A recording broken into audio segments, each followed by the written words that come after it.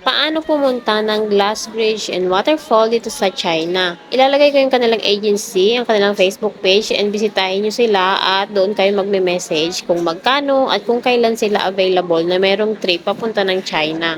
Kailangan kasi maramihan, grupo, kumbaga. Kasi pumunta kami dito, nasa 42 kami katao na sa isang bus. Bali, aalis kayo ng maaga sa Hong Kong, tapos magbabiyahe kayo ng 3 oras bago kayo makarating dito and lalakarin nyo. Nakikita nyo yung bundok sa ilalim, yan yung lalakarin nyo paakyat dito para mapuntahan nyo tong glass bridge. Kasama na pala doon sa babayaran nyo is yung food, yung lunch, at saka yung transpo, at saka yung entrance dito sa glass bridge. Tingnan nyo na lang sa kanilang FB page kung magkano yung bird promo nila. Kasi iba-iba din guys yung presyo. Nagre-range siya ng 450 to 500. Depende kung ano pa yung mga ibang activity na gusto nyong gawin dito sa China na available sa kanilang trip. Ika nga ay maghihirap ka muna ng pag-akyat bago mo marating ito. At worth it naman talaga yung view. Talagang matatanggal ang pagod mo.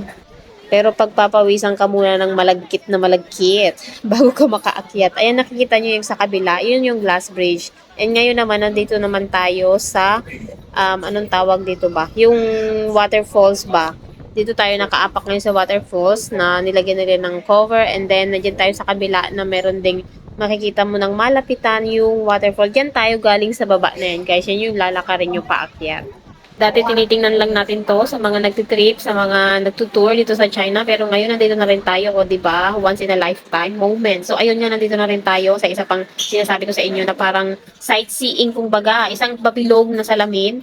Talaga namang, ewan ko na lang kung hindi kayo mahihilo. Basta wag na lang kayong tumingin sa baba. Ganun yung ginawa ko, diretso lang, video-video para maipakita sa inyo. Tapos ayun yung falls guys sa may gilid. Doon tayo galing kanina. Sobrang nakaka-amaze nga ng view dito dahil kung iisipin mo, paano nila ginawa itong ganito? 'Di ba? So, sayang nga lang kasi hindi namin nasakyan or hindi namin napuntahan yung kamay na nandito rin kasi nga medyo anong tawag doon, mahaba ang pila doon. So nga pala, umalis nga pala kami ng Hong Kong ay 7 o'clock ng morning. Tapos pipila kayo doon ng immigration, ang mga kailangan passport na may nakalagay na visa na nagwo-work kayo na DH sa Hong Kong. Tapos yung inyong Hong Kong ID, yun lang. Tapos magpipila kayo doon, magbabiometrics kayo, yung inyong mga fingerprints, yung inyong face recognition, yung inyong passport, i-scan nyo yun doon sa immigration ng Hong Kong. Tapos pagkalagpas nyo ng immigration ng Hong Kong, nandun na din yung immigration ng China. So magaganon ulit kayo. Face recognition, passport, and then doon sa immigration, tingnan yung face nyo, yung mga fingerprints nyo. Pagkatapos nyo doon, lalabas na kayo, and then pupunta na kayo doon sa bus, doon sa mga anong tawag doon, yung tourist guy, ayan. Sila yung magdadala sa inyo sa Hong Kong. Kasama din syempre yung isang assistant or isang taga Hong Kong na agency or sa CNC agency na staff na sasama sa inyo papunta dito.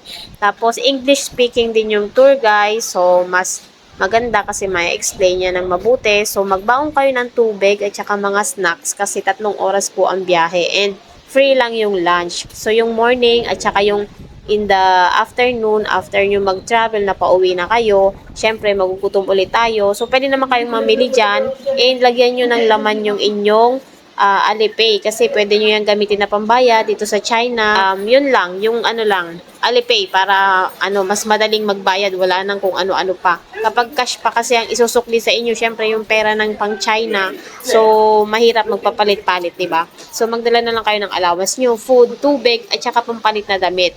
Kasi mainit po talaga pagpapawisan kayo pag akyat dito, pero worth it naman yung pagod at saka yung inyong pera na gagastusin. So, ayan, sobrang ganda. Magdala kayo ng mga pang-outfitan nyo dyan. Ang ganda, promise. Pag ipunan nyo guys, magbigay talaga kayo ng budget kasi marami pang mga rides, marami pang mga pwedeng activity na gawin dyan sa taas. Pag nakaakyat na kayo, ang kulang lang namin ay pera, kaya hindi namin nasakyan. Pero sabi ko sa inyo, worth it naman lahat. Once in a lifetime lang yan makapunta dyan, kaya sulitin nyo na yung mga rides nila. Lalo na dun sa water dripping guys na tinatawag, sasakay kayo ng boat. Tapos simula dyan sa taas yung parang falls na yan, dito sa may baba lang na to, meron doon mahabang-mahabang mga pinipilahan din nila. Sasakay kayo sa boat hanggang makarating kayo doon sa pinakababa na nakasakay lang kayo sa boat. Sobrang ganda daw ng experience nila. Mga nabasa ko, hindi ko na rin kasi na-try guys dahil hindi ko naman na-avail yung ano nila, yung promo na ganun sa trip na ito or sa tour na to. At sa mga may curfew dan, baka wag na lang tayong sumama kasi medyo malilate talaga guys. As in, dumating kami ng immigration 9 o'clock na ng gabi. Tapos, nakauwi po ako ay 11 o'clock kasi yun long pa ako. Pero mga ganon, kung hindi kayo pwede or magpaalam kayo sa mga amo nyo na ganong oras kayo makakauwi. Mga 11 o'clock or 12 o'clock na po ng gabi. Ganon talaga kasi malayo po talaga yan and matagal po ang pilahan sa immigration sa lalo na kapag mga holiday and weekdays. So, ayun lang. Don't forget to like and share ang ating video. Ito yung mga other photos natin na nakuha dito sa pag-travel natin sa China. Message nyo na lang ang CNC Travel Limited. Meron silang Facebook page. Salamat! Bye-bye!